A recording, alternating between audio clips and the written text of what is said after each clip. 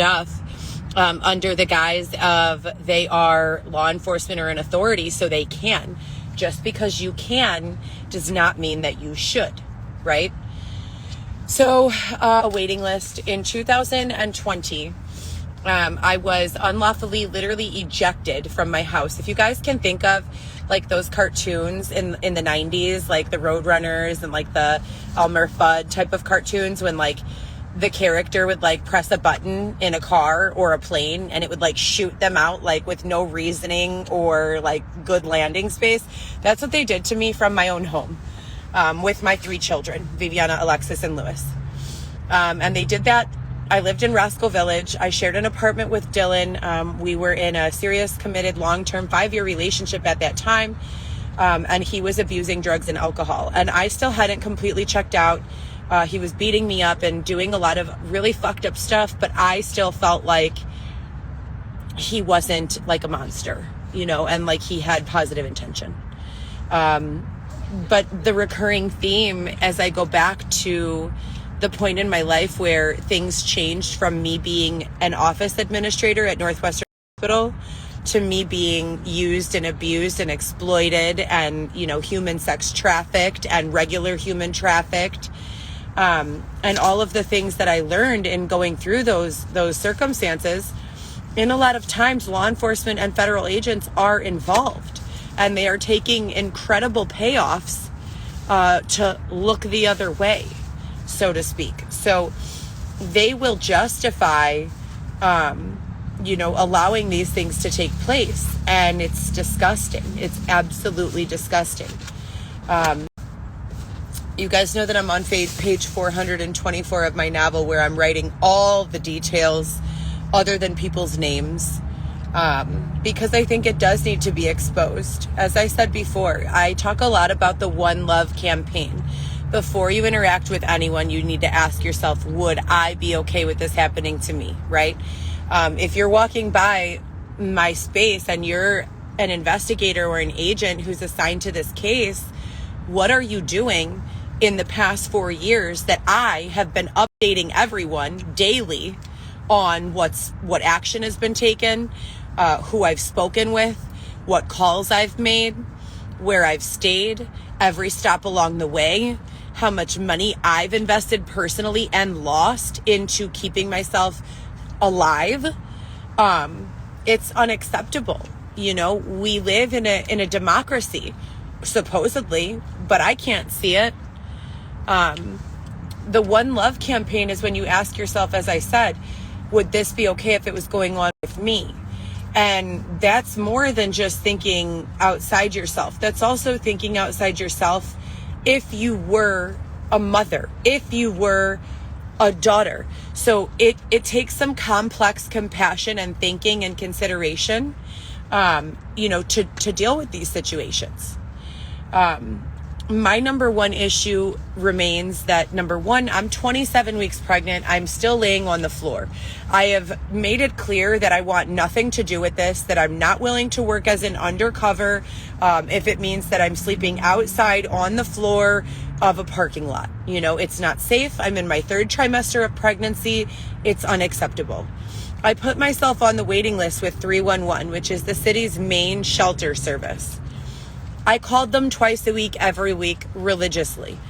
Yesterday or the day before at 4 a.m., they claimed to have made a call to me for placement. I was asleep like most other 27-week pregnant women. It's my 3rd trimester. That means I'm almost 7 months pregnant. I'm exhausted. And I'm dealing with all of this stress. I have 3 children. My youngest child, Alexis, is being prevented direct communication with me. I call her every day, multiple times. I text her every day, all day long. I call her father. I am worried. I have been worried. May 26th of this year was the last time I was able to speak with her. My daughter, Viviana, her and I talk 5-6 times a day on FaceTime. All of a sudden, 5 weeks ago approximately, she starts not answering the phone anymore, behaving completely out of character. I'm asking her brother, where are you? Where is your sister? My kids are now alone a lot of the time. Why? Why is that? And it's strategic and it comes in cycles.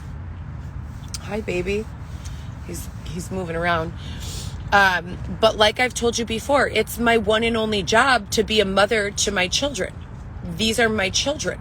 My body created them. I birthed them through the vaginal canal, and I raised them their entire lives through 2020, mostly by myself. Their father and their father's families have always been my biggest support.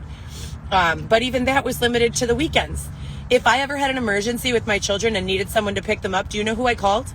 Their grandma and grandpa on their dad's side. That's who I called. Calling either one of their fathers was a hit or miss. Orlando would be like, where are you going? No, I'm not going to watch her. You can watch her. And I'd be like, I have work. And he'd be like, yeah, right.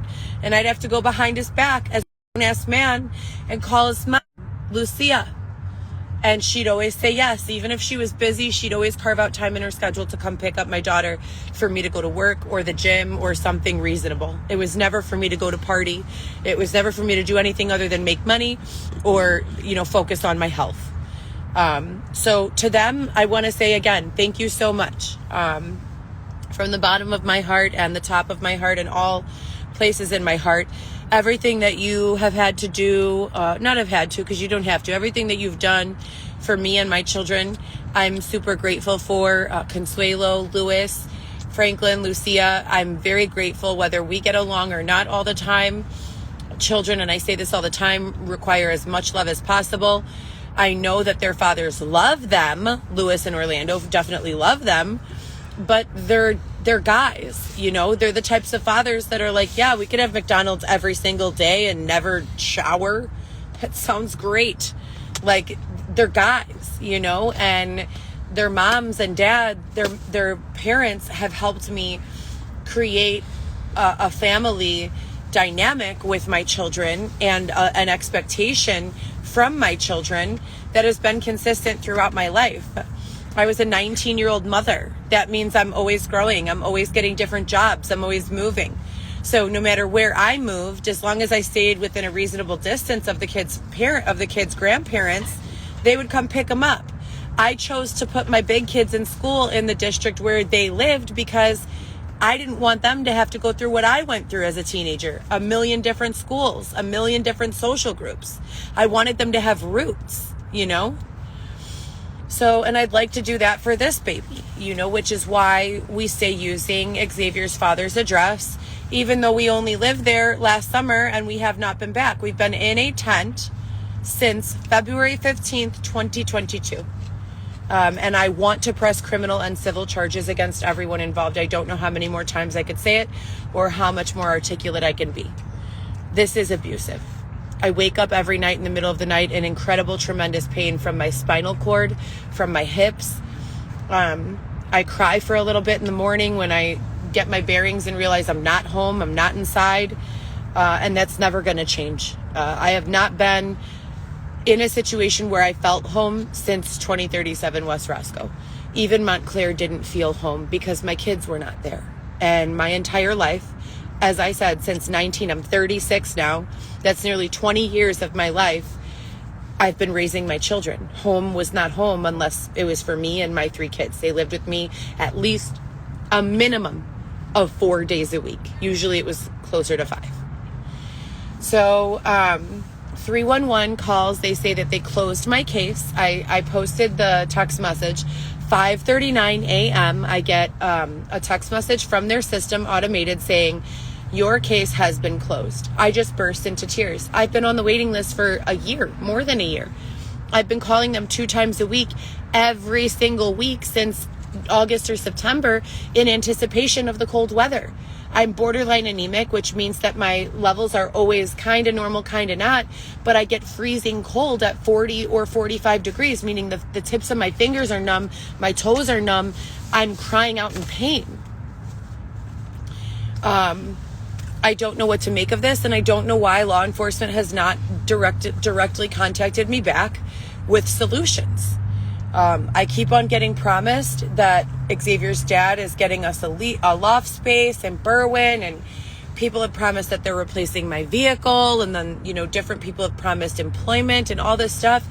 I am capable. I am dynamic. There is nothing I can't do. I can earn my own money.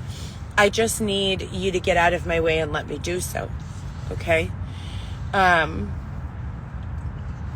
working on the coffee table book, as you guys know. My novel, as you guys know, is already in the 420 something pages. And in addition to that, I'm just trying to be okay emotionally. You're separating me from the people I love. That's not a mental health issue.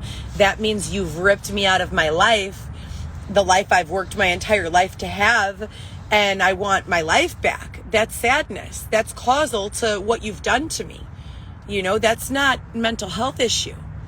I don't have any substance abuse issues. I don't really do anything other than sit around this tent crying, applying for jobs on average 40 to 100 a month. I'm about to start crocheting a blanket for my baby. We just went to Michael's and got I got a crochet hook and this really fuzzy yarn. I do know how to crochet. So I'm going to work on a couple more pages of the coffee table book and make this blanket, but I'm frustrated, you know. I'm going to go into labor soon, and the same people who have not harassed me since 2020 are in the comments with the same rhetoric as they had in 2020. For the most part, I thought we were past that. So I'd like you guys, anyone who's assigned to this investigation, to please pay attention. Pay attention to who comes back around when this abusive behavior picks back up. And pay close attention, because there are no accidents and there are no coincidences. I'm going to eat dinner now. We got Chicken Shack again. So delicious. So yummy. Baby's hungry. I had a yogurt and one of those tiny salads from Target, the $3 ones for breakfast, brunch. And now I'm about to eat dinner. That's about it. You know, I want to go indoors. I want to raise my children. I want my car back. It's the exact same thing I say on every single live. I'm getting sick and tired of saying, well, I'm not getting there. I'm sick and tired of saying the same thing. I've had enough, you know, and I've been saying that since it began. This is not my life. This is not the life I deserve. I deserve to be, you know, having access to basic human necessities like a toilet, like a shower. So that's the update for today. I'm 27 weeks pregnant. This is Heather Gillespie. It's November 17th or 18th. Saturday. I don't know where my phone is. I've texted my family asking what are we doing for Thanksgiving. I haven't heard from my mother in over a year. Haven't heard from my sister in over a year.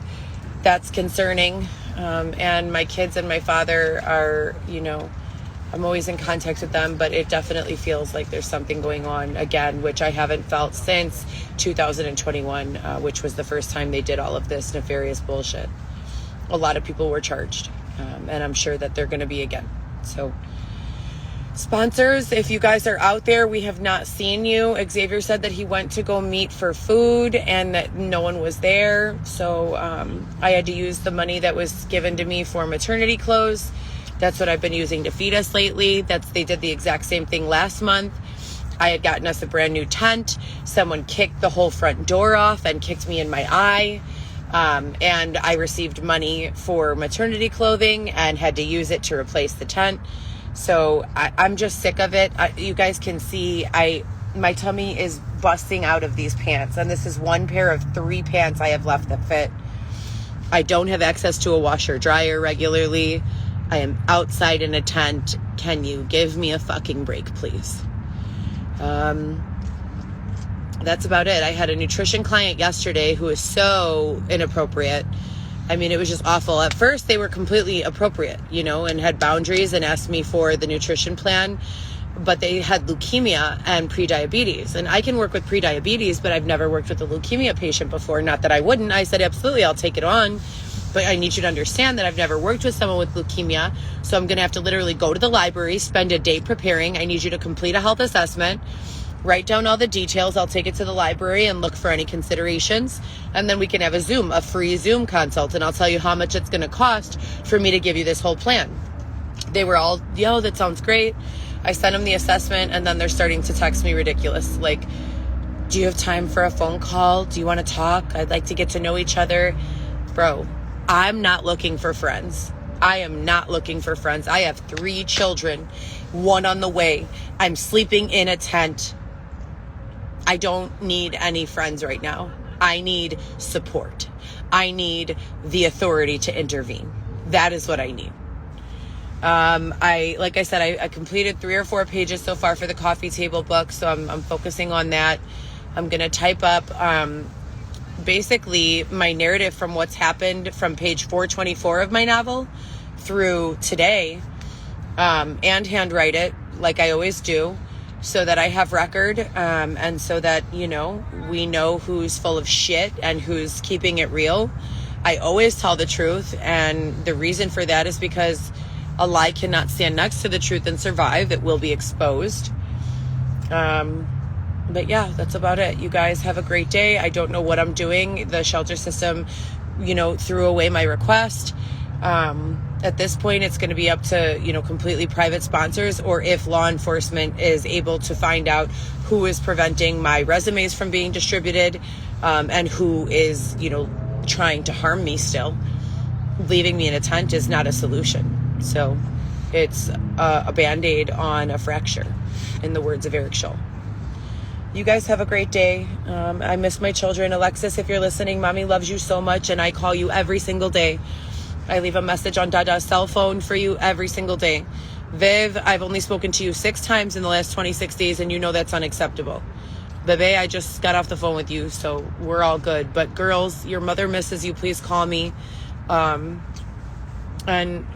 if anyone else is listening, their fathers, you're driving me crazy not letting me know if my children are okay. I'm a full-time mother, not a bum.